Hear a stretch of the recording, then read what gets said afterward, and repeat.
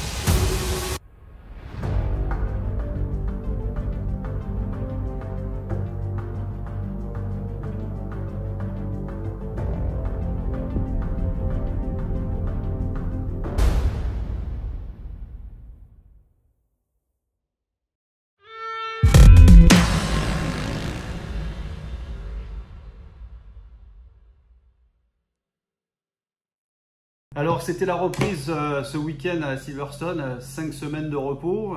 On a eu un Johann Zarco qui a repris la piste en pleine forme. Il s'est beaucoup entraîné cet été avec Jean-Michel Bey. Ils ont fait du vélo, ils ont fait de la moto, donc il était remonté.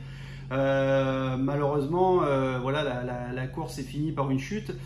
Ça rappelle un petit peu la façon dont il avait attaqué la seconde partie du championnat l'an dernier. On sait qu'il était tombé en Autriche après...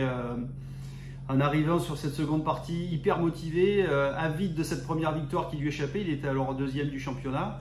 Voilà, là on a un peu l'impression qu'on repart un petit peu dans les travers de cette pression autour de cette première victoire que tout le monde attend. Donc là il fait la pole, il est très vite en FP4 et c'est vrai que le dimanche matin, beaucoup d'observateurs disent ben voilà, cette fois c'est pour Johann, même dans l'équipe Pramac.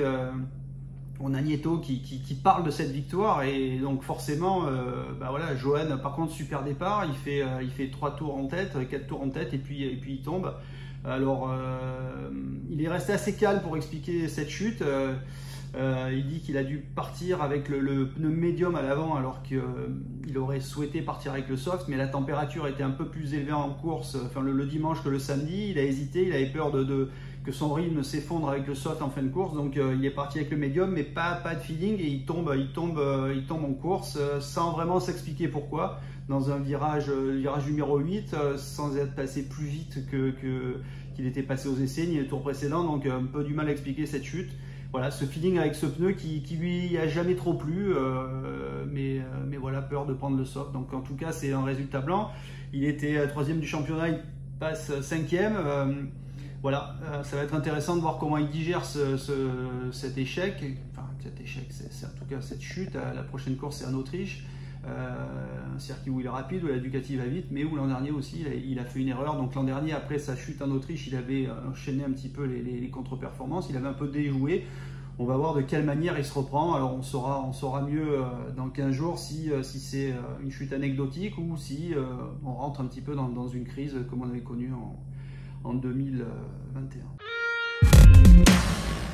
Alors Fabio Quartararo, on l'avait quitté aux Pays-Bas sur une chute avec surtout une pénalité qui avait suivi dans la foulée, ce long lap penalty pour avoir poussé Espargaro. Donc il est arrivé à Silverstone reposé de ses vacances, mais aussi un petit peu contrarié de cette pénalité qui a fait un petit peu jaser entre ceux qui l'ont défendu en disant que c'était pas normal qu'il soit pénalisé alors que Nakagami n'avait pas été, et puis Espargaro qui a commencé à dire oui mais ce long lap penalty c'est sur le circuit où finalement il va pas perdre grand chose, donc voilà, bon, on a commencé un petit peu à jouer dans le jeu de l'intox. C'est vrai qu'on rentre on n'est pas encore dans les dernières courses, mais enfin on arrive sur cette seconde partie de championnat, donc la tension commence à monter. Fabio en difficulté sur un circuit rapide, moins véloce peut-être que l'an dernier, en tout cas moins supérieur par rapport aux autres qui ont progressé. On sait que lui, sa Yamaha, elle va pas plus vite que l'an dernier, donc un petit peu en difficulté, 4e sur la grille, mais néanmoins un bon rythme sur la FP4 comme il en a l'habitude, donc plutôt confiant de pouvoir jouer le podium, d'autant qu'il a beaucoup répété ce long lap, il perdait pas trop de temps dedans. Là, il l'effectue au 4e tour, il perd 1 seconde 6. Il était 2e derrière Johan quand il rentre dans le long lap. Il ressort 5e. Malheureusement, dès ce moment-là, le comportement de sa moto se transforme. Alors, il explique que son pneu arrière s'est mis à chauffer parce qu'il était en groupe. Alors, c'est vrai que c'est un petit peu étrange de dire mon pneu arrière chauffe parce que je suis en groupe, alors que bon, généralement, c'est plutôt l'avant qui est pénalisé par le refroidissement, enfin, des échappements des autres motos. Donc là, en tout cas, il s'est retrouvé avec un pneu arrière médium qui s'est mis à surchauffer, qui patinait, manquait d'accélération, donc déjà avec une moto qui est à la peine sur ce secteur, il a perdu du terrain. Donc quand il ressort du long lap, on a Miller et Bagnaia qui l'ont doublé. Donc là il continue à perdre des positions, Rins, Martin, Vinales, puis finalement Bastianini qui le double, il termine seulement 8e. Donc très frustré à l'arrivée. Alors lui, il a parlé d'échec de l'équipe parce qu'il a dit voilà, je suis parti avec le médium, j'aurais certainement dû partir avec le pneu dur à l'arrière. Malheureusement, ce pneu dur, on l'a jamais essayé pendant le week-end.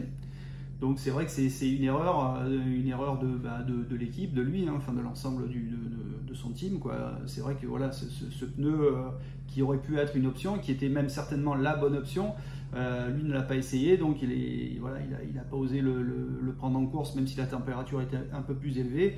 Et au final, voilà, bon, il met ça sur le compte du pneu, mais donc une course très moyenne et son avance au championnat qui s'effrite. Et voilà, on va avoir des courses qui arrivent qui vont être aussi compliquées pour lui, surtout pour sa Yamaha. L'Autriche, ça va être difficile. Après, il y aura Saint-Marin où les Ducati vont vite, mais c'est lui aussi est performant. Aragon, le Japon, enfin voilà. Il va falloir être costaud pour rester devant pour Fabio, surtout qu'on a des Ducati derrière qui sont en grande forme, quoi. Les Ducati ont attaqué cette seconde partie de championnat comme elles avaient terminé la première, avec une victoire, en l'occurrence une nouvelle fois Bagnaia. Quand Bagnaia gagne la scène, on se dit bon, il a eu un peu de bol, il a profité des malheurs d'Espargaro. Voilà, on avait un petit peu minimisé sa performance en se disant qu'il n'avait pas un super rythme. Quoi qu'il en soit, il avait gagné. Et là, sa victoire, par contre, elle est limpide, et d'autant plus limpide qu'aux essais, il a eu pas mal de problèmes. Pecco, il avait du mal à trouver le rythme. Finalement, il dit que sur le warm-up, ils ont fini par trouver des petites choses. Il était mieux en course. Et voilà, il est parti devant. Il a rapidement profité des malheurs à la fois des deux Français et de Rins, qui était aussi un moment leader, mais qui a détruit son pneu très vite. Donc Pecco, toujours très intelligent, qui sait s'adapter en course, qui sait adapter son rythme, qui sait trouver des solutions quand il est en difficulté et qui gagne. Donc deuxième victoire d'affilée. On a l'impression. Alors maintenant la question c'est voilà, est-ce qu'on va retrouver le Pecco de la fin de saison 2021 ? On peut le penser, d'autant que on a vu Ducati encore travailler, on a vu de nouveaux ailerons apparaître sur la moto de Bastianini à l'arrière. Donc voilà, le mois de juillet il a été studieux en Italie. Tout le monde a bossé, même si on sait que Pecco a connu des petits malheurs en vacances. Mais voilà, en tout cas, les prochaines courses aussi, on l'a dit, en faveur de la Desmosedici, l'Autriche où ça va très vite. On va arriver à Misano où l'an dernier il a gagné la première course là-bas, il est tombé durant la deuxième, mais bon, il jouait son bateau parce qu'il fallait qu'il batte Fabio. On va arriver après sur des circuits comme le Japon, la Thaïlande, où ça demande du moteur. Aragon aussi, où en plus Fabio n'a jamais été très vite. Où l'an dernier, on se souvient que Pecco avait battu Marquez. Donc on peut penser qu'il a le vent en poupe. Il a réduit son retard sur Fabio à 49 points. Donc voilà, la fin de saison risque d'être intéressante. Et puis en plus, il va pouvoir compter sur des lieutenants en forme aussi. Miller, nouveau podium. Je pense que Miller, qui va chez KTM l'année prochaine, il a envie de terminer sa collaboration avec Ducati sur une bonne note. On sait que c'est un bon lieutenant. S'il faut aller aider Pecco, s'il faut assurer les places arrière pour creuser, pour l'aider à reprendre des points sur Fabio, Miller s'y prêtera de bonne grâce. Et puis on a eu encore une belle course de Bastianini qui fait une super remontée. En plus une touchette en début de course avec Bezzecchi et Oliveira. Je crois il casse un aileron à l'avant, donc il se retrouve avec une moto assez difficile à piloter, mais il revient néanmoins jusqu'à la 4e place. Il passe devant Martin, donc là aussi intéressant, hein, c'est qu'il y a toujours ce duel entre les deux pilotes, entre l'Italien et l'Espagnol pour la place de deuxième de coéquipier de Bagnaia l'an prochain. Donc voilà, il y a de la motivation chez Ducati. Zarco est tombé là, mais il sera aussi performant la prochaine fois. Donc c'est vrai que pour Fabio, là, il se retrouve encore face à une armada italienne. La fin de saison va pas être simple pour lui. On a parlé des gros clients, hein, on a parlé de Quartararo et de Ducati. Alors c'est vrai qu'on ne dit pas Yamaha, mais on dit Quartararo parce que là encore on a eu des Dovizioso, des Binder et des Morbidelli encore à la rue à Silverstone.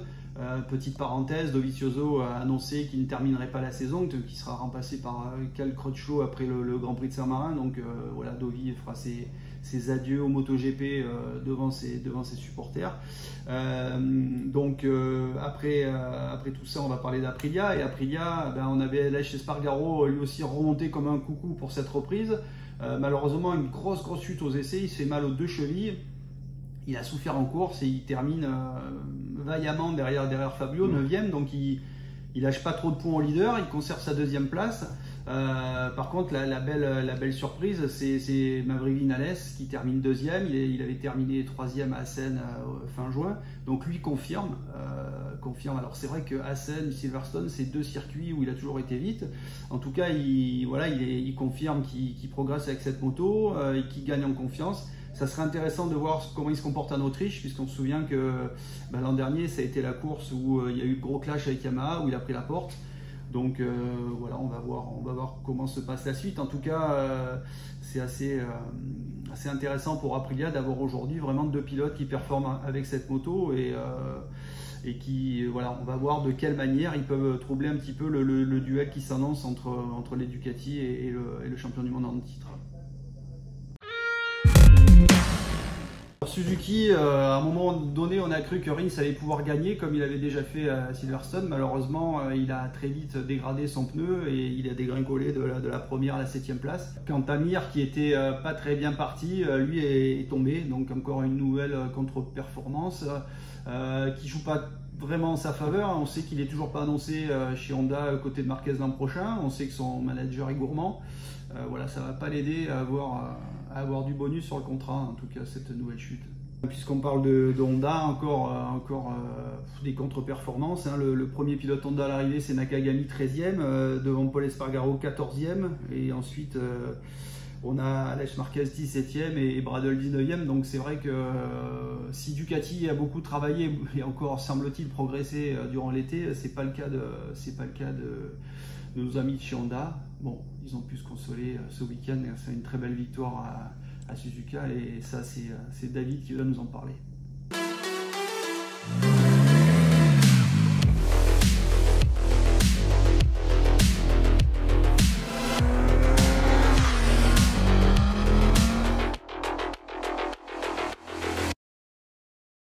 Bonjour à tous, vous reconnaissez cette grande roue, on est à Suzuka au Japon pour la mythique course des 8 heures. Elle s'est déroulée ce week-end, les 8 heures de Suzuka, c'était donc ici même avec l'équipage gagnant de l'an passé, c'est la Kawasaki avec Jonathan Rea, le sextuple champion du monde Superbike qui était très attendu.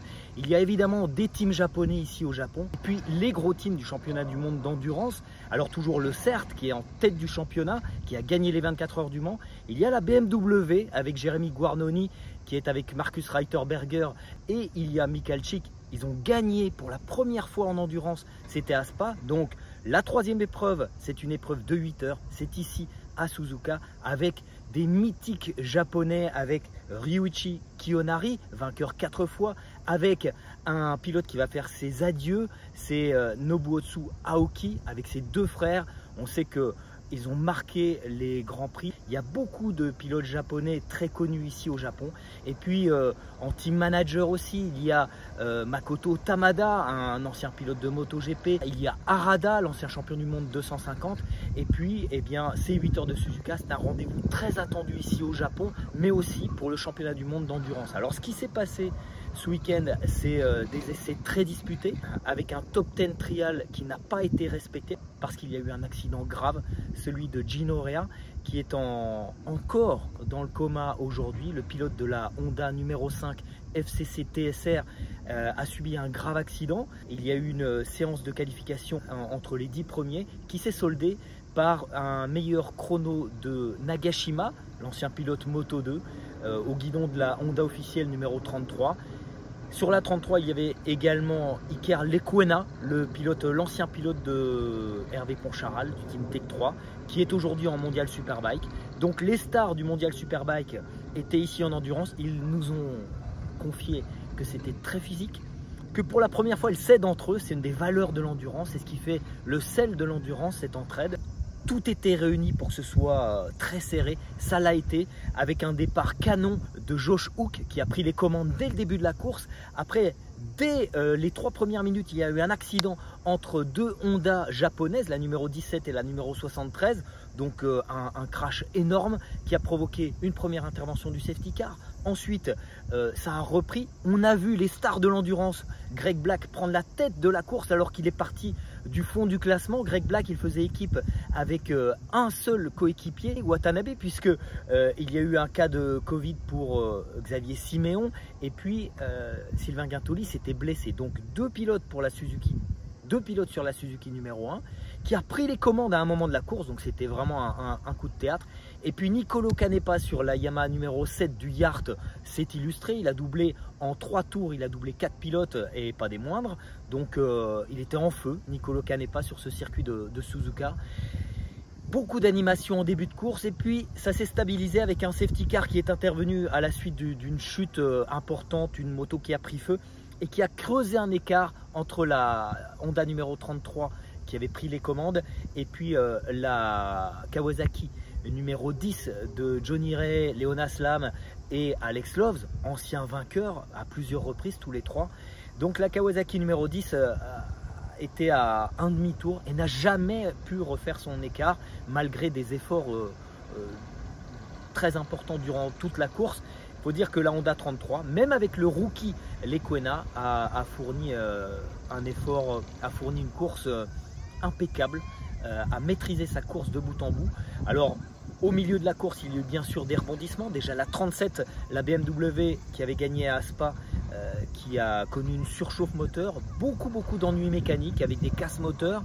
Ici à Suzuka, sur ce circuit très exigeant, des accidents évidemment. Ça se passe aussi, c'est un circuit très technique avec très peu de dégagement, donc c'est un peu chaud ici à Suzuka. Et puis en toute fin de course, eh bien, on a vu une lutte entre la Kawasaki numéro 10 et la Yamaha numéro 7 du Yard qui était très forte, avec des pilotes qui ont vraiment été très rapides. Mais Marvin Fritz est allé à la faute en poussant, en essayant de pousser Johnny Ray dans ses retranchements, Johnny Ray et ses coéquipiers. Et puis Marvin Fritz est rentré au stand, ils ont réparé, ils ont eu une pénalité, donc ils ont rétrogradé. Entre temps, la Honda numéro 5, elle aussi a eu des problèmes, frein arrière, échappement, collecteur d'échappement, donc elle a rétrogradé. Ces 2 motos sont dans le top 10, mais devant, eh bien, sur le podium, on retrouve la Suzuki Yoshimura CERT Motul, toujours là, toujours présente au rendez-vous grâce à un super Greg Black et à un Watanabe hyper solide ici sur son circuit de Suzuka. Deuxième, Johnny Ray, Alex Loves et Leonas Lam, course impeccable aussi avec un Team Kawa au top. Et puis le vainqueur, grand vainqueur Honda ici sur ces terres avec un Iker Lecuona aux anges. Il était ravi, Iker Lecuona. Et puis la victoire, la superbe victoire de Nagashima, intraitable. Il a réalisé le meilleur tour en course, Nagashima. Et puis Takahashi, super performance aussi du 3e pilote de la Honda numéro 33. Nouvelle victoire de Honda sur ces terres. C'est la conclusion de ce week-end de Suzuka. Et on souhaite un bon rétablissement à Gino Rea. On pense à Gino Rea. Toutes les pensées d'After Sunday vont vers le pilote britannique qui est aujourd'hui encore dans le coma.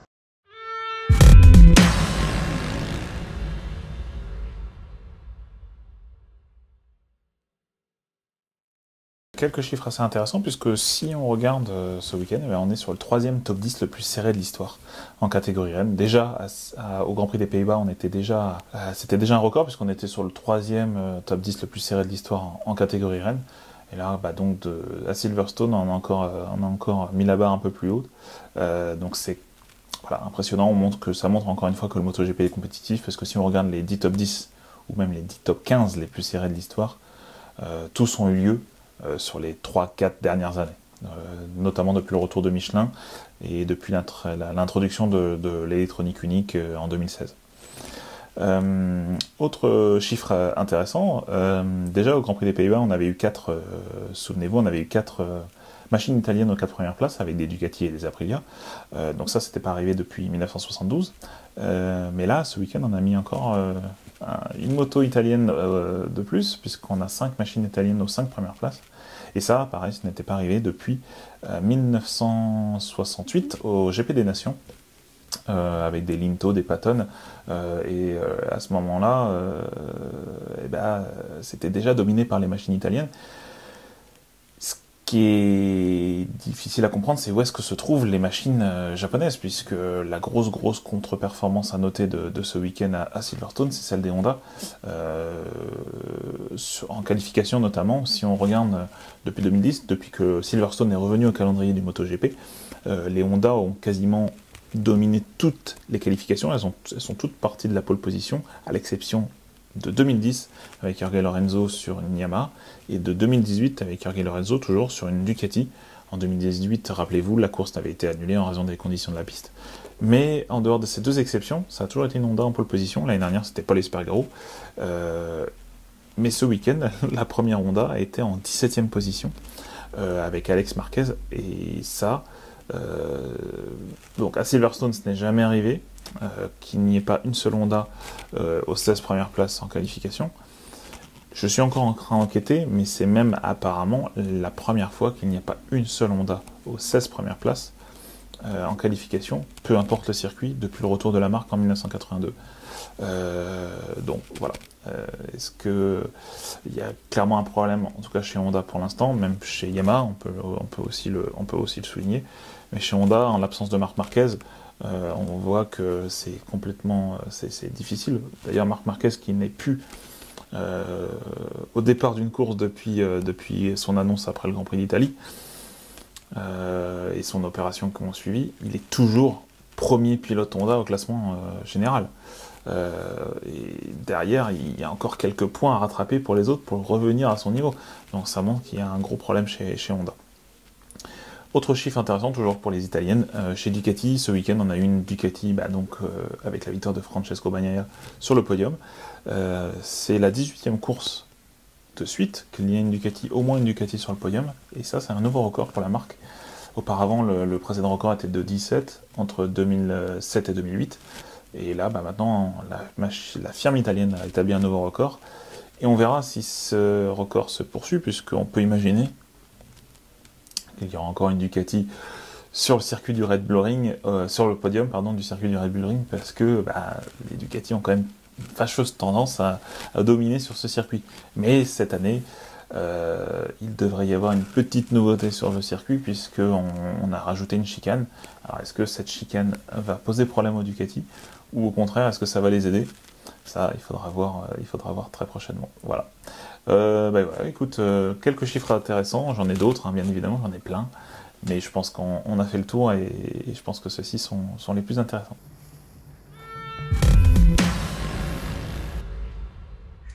Salut Margot, c'est l'heure de ta chronique. Alors c'est une émission un peu particulière, un peu exceptionnelle, puisque on est en plein milieu de l'été, donc on débriefe quand même ce Grand Prix estival. C'était à Silverstone, sur le circuit de Silverstone en Grande-Bretagne, et on a eu droit, Margot, à un Grand Prix Moto 3 très mouvementé encore une fois. Écoute, salut, et oui, effectivement, je pense qu'on a été plusieurs à dire que c'était l'une des plus belles courses de la saison en Moto3 parce qu'on avait quand même un gros paquet de pilotes, environ 21 même pour être précise, avec un gros rythme et ça se battait tout le temps, comme en Moto3, faut le dire. Et c'était même impossible de donner un vainqueur à la fin du dernier tour, enfin pendant le dernier tour, et c'est finalement Denis Foggia qui a tiré son épingle du jeu, donc le retour de l'Italien. Il était principalement en tête de la course, donc dans ce peloton de 21 pilotes. Il n'a pas forcément réussi à s'échapper. Et c'est bien pour l'Italien qui renoue un peu avec la victoire. Sa dernière victoire remonte à l'Indonésie, donc la deuxième course de la saison. Et il a vraiment connu une passe assez compliquée, hein. Il avait marqué que 33 points depuis Jerez avant la trêve, sachant que par exemple, devant lui, Guevara, on avait quasiment marqué le quadruple. Donc, ça lui permet de revenir à 42 points de Sergio Garcia, qui, lui, pour le coup, n'a pas bougé au classement, ni même en points. Et donc, il manque plus qu'un petit peu de régularité pour l'Italien pour revenir au championnat. Ouais, et puis pour les pilotes du Team Aspar, c'est effectivement la désillusion. Zéro pointé pour les deux Espagnols. Pour parler de Sergio Garcia en premier, ce n'était pas forcément un week-end facile en plus de base. Du coup, c'est un zéro pointé effectivement pour les deux Espagnols. Donc, Sergio Garcia, il s'est fait emporter par Ayumu Sasaki à 3 tours de la fin. Et d'ailleurs, c'était la première chute de la course. Donc, avec tout ce paquet de pilotes, on n'a eu qu'une chute vers la fin, plusieurs chutes, mais vers la fin de la course. Donc, Sasaki d'ailleurs va bien parce qu'il est tombé, il ne s'est pas relevé. Et il écopera d'une pénalité à Spielberg, donc un double long lap. Et donc Sergio Garcia, c'est pas forcément un week-end facile, c'est pas un circuit sur lequel il est vraiment très très performant. En 2021, il avait pris le départ de la 24e place. Et là encore, c'est ce week-end, il n'avait pas forcément trouvé de solution. Il passait par la Q1, il est parti 11e certes. Et le dimanche, là, il se sentait mieux, mais ça ne l'a pas fait. Du coup, il n'a pas pu monter sur le podium à cause de la chute. Et même sentence pour Izan Guevara. Il a été leader du championnat donc, pendant 2 tours, puisque c'est Ivan Ortola qui, dans le dernier tour, l'a emporté. On a cru même le voir un peu s'échapper, sachant que c'était lui qui avait le meilleur rythme ce week-end, parce qu'il l'avait montré notamment en essai libre. Et il s'est un petit peu échappé, mais sans trop pouvoir nous expliquer, sans trop de raisons. Il s'est retrouvé dans le groupe de bataille après. Donc, il n'a pas pu... du coup, il a chuté à cause d'Ivan Ortola. C'est dommage pour lui qui était sur une bonne stat quand même parce que il avait fait 6 podiums consécutifs. Il avait réalisé 6 podiums consécutifs. Ça reste quand même le pilote du moment, on peut le dire, en Moto3 parce qu'il est malgré tout toujours au-dessus de son coéquipier. Et donc, pour eux, ça ne bouge pas au championnat. Il y a toujours 3 points d'écart. Ouais, et puis sur le podium, il y a des outsiders. C'est ça. Premier, donc pour Denis Zonjou de la saison et aussi donc pour Tech 3. C'est un très bon départ. Il a réalisé un très très bon départ, le Turc, puisqu'il partait de la 6e position et directement il est venu s'installer à la première. Et donc, même si c'est un peu compliqué, vu qu'ils étaient vraiment énormément en paquet, il est toujours plus ou moins resté dans les 5 premiers. Et il s'est même battu aussi un peu longuement avec Denis Foggia, puisque il n'a pas voulu trop le laisser s'échapper. Donc, fini au niveau...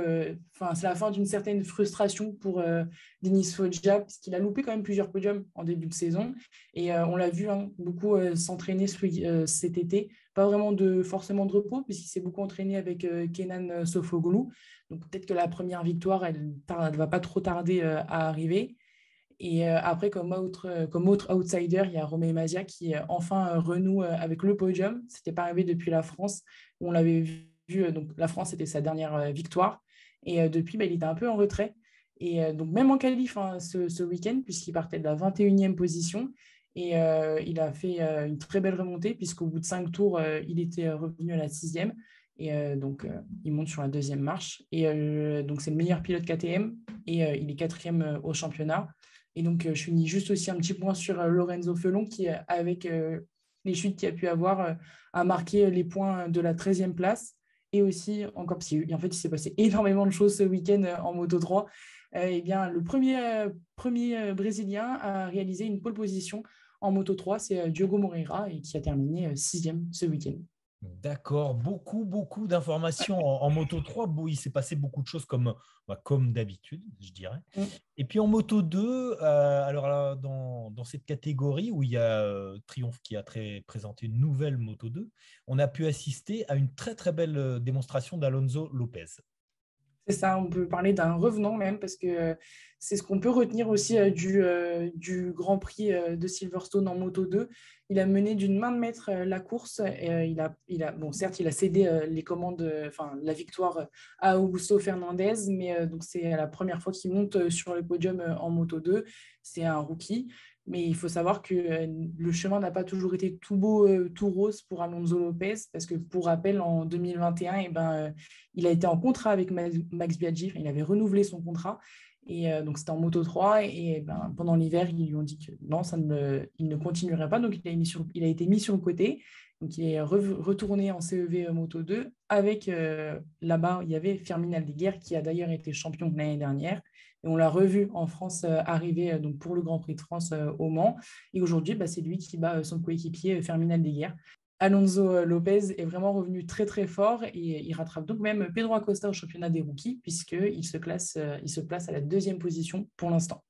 Et sur la plus haute marche du podium, Margot, l'homme fort du moment, Augusto Fernandez. Et donc, du coup, grâce à cette nouvelle victoire d'Augusto Fernandez, on a enfin vraiment un premier au championnat et puis une égalité, puisque donc l'Espagnol est premier à 13 points devant Ayugura. Et pour la première fois cette saison, Chase Vietti n'est pas premier du championnat. Donc, c'est la 3e victoire consécutive d'Augusto Fernandez, la 4e de la saison même. Et donc, son point faible, il l'a expliqué aussi. D'ailleurs, c'était les qualifications avant la trêve. Et résultat, c'est que cette fois-ci, il a fait la pole position, la première depuis la Catalogne en 2019. Et Fernandez a fait une très très belle course aussi, puisque après avoir rattrapé Alonso Lopez, il a une fois de plus démontré ses talents de pilote, ce qu'il a attendu, il l'a observé, il a su prendre les risques au bon moment dans le dernier tour, dans le 16e virage si je ne me trompe pas. Donc une fois de plus, il le montre, et peut-être que c'est lui aussi qui mérite d'aller en MotoGP, même si c'est un peu bouché. Et puis on termine cette course Moto 2 à Silverstone par une 3e place anglaise. Exactement, Jack Dixon, un nouveau podium, le 2e consécutif aussi. Il est sur une belle ascension, Jack Dixon.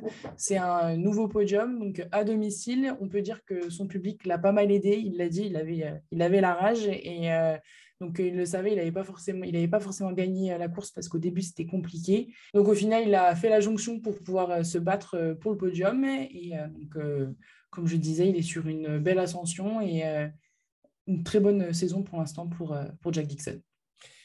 Super. Alors, tu sais, Margot, qu'en Moto 2, un ex-pilote Moto 2 qui a brillé et qui a été un peu écarté comme Alonso Lopez, c'était Tsuta Nagashima qui a gagné à Suzuka. Et c'est plutôt beau à voir pour Nagashima, comme pour les Kona qui ont fait équipe ce week-end. Oui, c'est une belle victoire, une belle revanche, comme on dirait, pour les Kona aussi. Merci pour cette chronique, Margot. Et puis, on revient vers toi tout à l'heure pour te demander ton coup de cœur.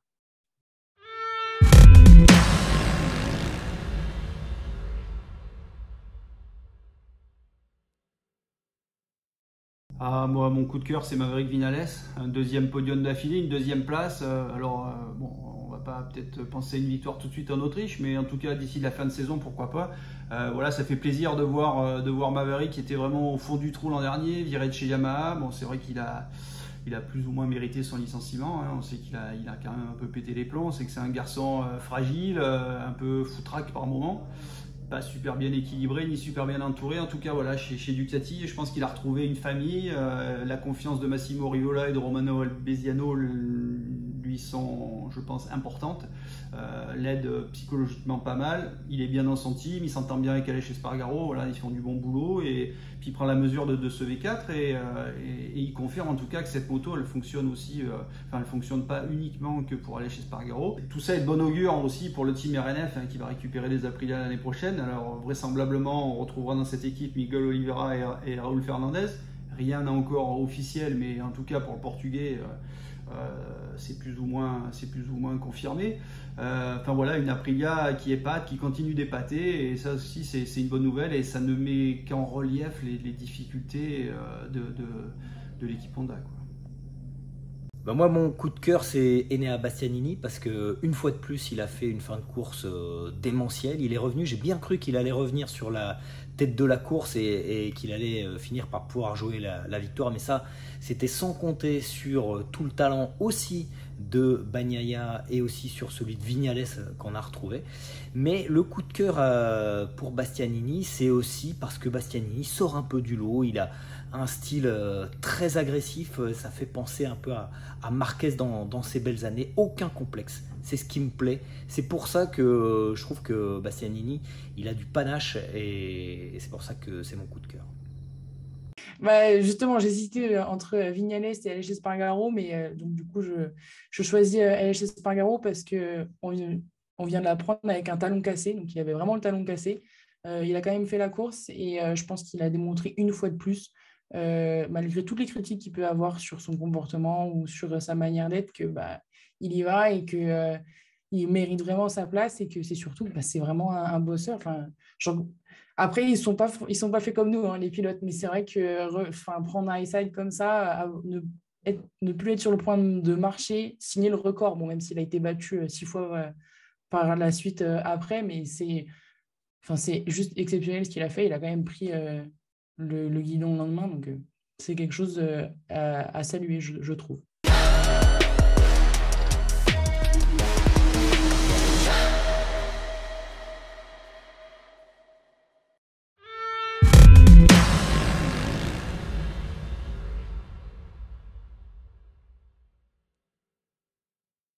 Suite et fin de ce Sunday Race Recap avec du promo sport, c'était à Magny-Cours ce week-end, en même temps que Suzuka et en même temps que le Grand Prix de Silverstone. Il s'est passé aussi beaucoup de choses à Magny-Cours, à commencer par la catégorie 1000, le promo 1000, où le leader, le Haut-Saônois Hugo Girardet, a cédé du terrain à ses rivaux Kevin Jacob et Benjamin Colliot. Colliot remporte la première course, Jacob la deuxième, et l'écart se réduit considérablement entre les trois leaders, mais ça reste Hugo Girardet qui est en tête devant Kevin Jacob et Benjamin Colliot.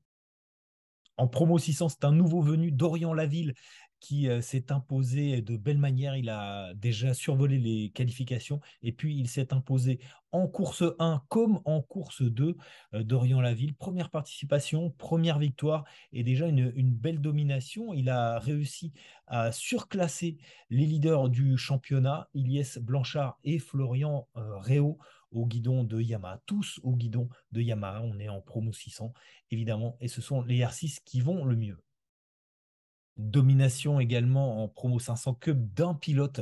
Ce pilote, c'est Maxime Feutz qui, contrairement à ses habitudes, ne s'est pas échappé en début de course, mais il est revenu tour après tour et puis il a réussi à s'imposer avec une légère avance en manche 1 et puis en deuxième manche, la course 2, eh bien, 12 victoires et déjà le titre pour le jeune Maxime Feutz qui s'est imposé pour la 12e fois de suite et donc il remporte logiquement le titre Promo 500 Cup 2022. En promo 400, cette fois, on s'est échangé les victoires entre Théo David et Michael Bousseau. La première victoire dans la première manche sur Kawasaki. Michael Bousseau sur Kawasaki également s'est imposé dans la deuxième course avec juste devant Théo David. Donc David Bousseau dans un ordre inversé. Et sur la troisième marche, c'est toujours Gaëtan Prunier sur Kawasaki également qui compose un podium complètement vert des Kawasaki. Comme il y a des Yamaha en 600, promo 600, ce sont les Kawasaki en promo 400. Même scénario en Moto 5 avec des victoires alternatives entre la première et la deuxième place. C'est Elian Martin et Jesse Andréo qui se sont échangés les premières et deuxième places. À Jesse Andréo, donc la première victoire sur Mir 250. Et dans la deuxième course, eh bien, c'est Elian Martin qui s'est imposé sur TVX. Il y avait aussi du promo 125 avec un doublé. Cette fois, c'est Arthur Massy sur Suzuki qui l'emporte dans les deux courses. Donc, carton plein pour Arthur Massy à Magny-Cours. En promo master, c'est encore la domination d'un seul et même pilote. C'est Daniel Denis sur Yamaha qui remporte la course 1 et la course 2. Il y avait encore du sidecar lors de ce week-end promosport, énormément de courses à Magny-Cours, énormément de courses en promosport, et c'est le duo Fenois-Casas-Rigondeaux qui s'est imposé dans les 2 manches. Là encore, c'est une domination d'un équipage. Et on termine avec le promo découverte. Alors, la catégorie 1000 cm3 avec un premier podium et 3 marques sur le podium. La Suzuki d'Aurélien Maltrait devant Alexandre Cros sur Ducati et Mathieu Boisdon sur Honda. Dans la deuxième course du promo découverte 1000, Tony Benoît s'impose sur Aprilia. Et puis derrière, 2 Yamaha, celle de Jason Delabrosse et de Paul Blaskevitz sur Yamaha. On termine avec le promo 600 et là encore, dans cette catégorie promo sport, eh bien, le même vainqueur dans les 2 courses sur le circuit de Magny-Cours, Léo Gibelin sur Yamaha, l'emporte dans la course 1 comme dans la course 2. On termine cette chronique Sunday Race Recap par une nouvelle très difficile, celle du décès du jeune Mathis Bellon, tout jeune, 8 ans seulement, eh bien, qui a été victime d'un accident sur circuit en Italie. Donc, on pense beaucoup à sa famille.